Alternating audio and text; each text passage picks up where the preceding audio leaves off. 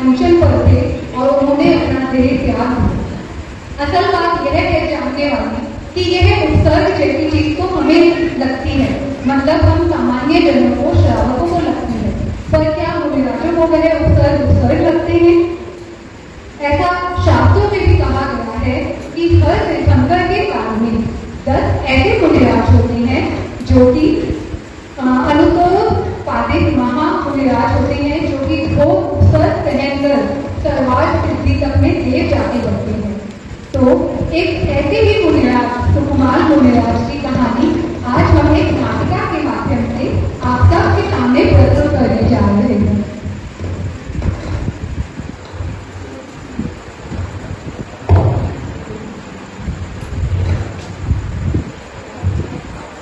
उज्जैन नगर में एक सेठ और सेठानी रहते थे। वह दोनों बहुत ही धर्मनिष्ठ थे और धनवान भी थे। एक बार उज्जैन नगर में उनके वहां मुनिराज का आगमन हुआ। मुनिराज के दर्शन के हेतु वह दोनों वन में गए और उनके दर्शन किए और साथ ही उनसे अपने होने वाले पुत्र के बारे में पूछा और अपने आत्मा के कल्याण के बारे में जाना।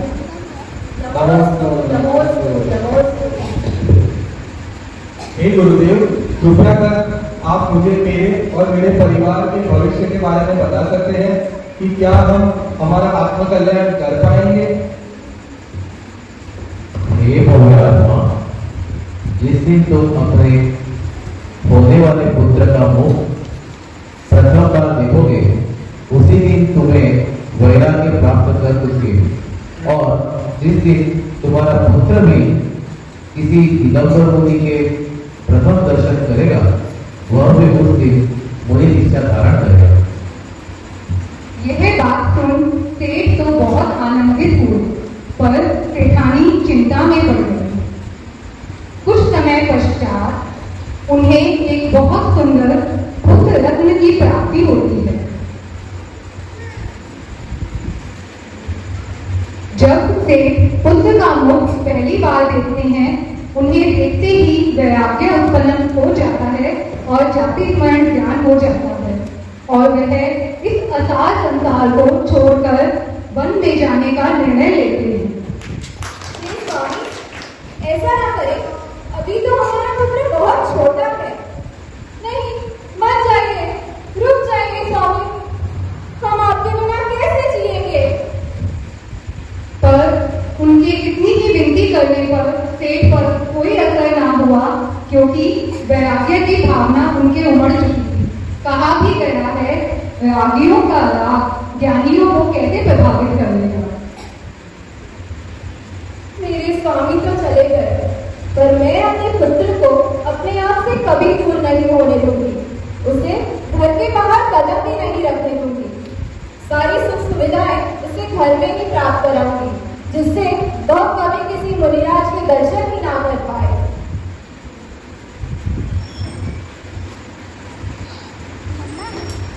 ऐसा है यह मोह, व्यक्ति को धर्म से ही विमुख कर देता है। पर समय की लीला देखिए, जो होना है वह तो होना ही है। अब वह पुत्र बड़ा हो गया है, उनका नाम सुकुमार है, और जैसा उनका नाम है वैसा ही उनका लालन पालन है। उन्हें सभी सुख सुविधाएं घर में प्राप्त है। उनकी काया इतनी कोमल है कि एक दीपक की रोशनी मात्र भी उनकी आंखों में चुभा करती थी। एक राई तक का दाना भी उनके पद्म को पीड़ा पहुंचाता था। वह माँ के बहुत दुलारे थे और घर की सभी सुख सुविधाओं में अच्छे से पले बढ़े थे।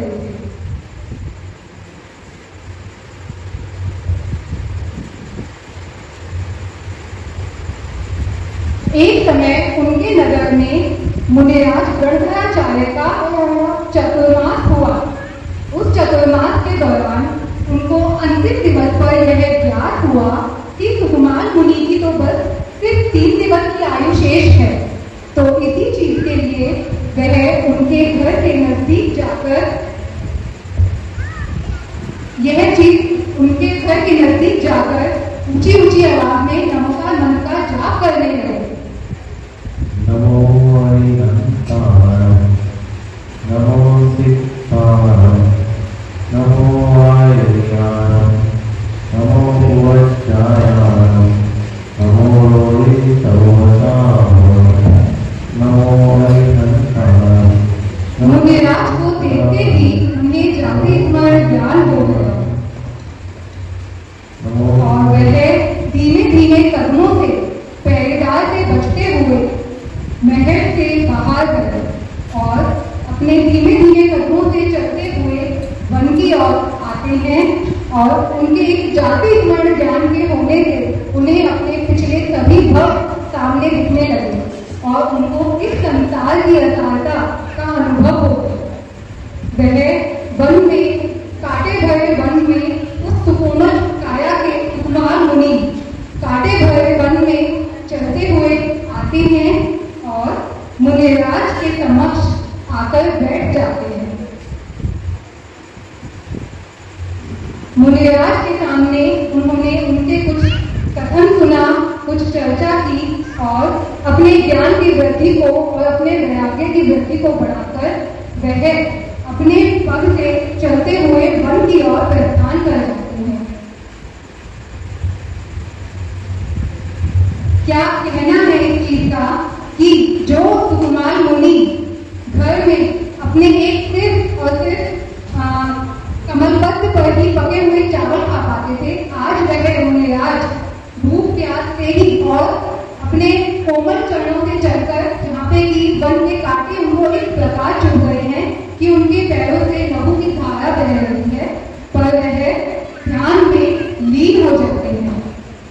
तभी जंगल में एक सियानी गीदड़ उनके रक्त की गंध सुनते सुनते उनके नजदीक आ पहुंचती है और मुनिराज को देखते हुए बोलती है,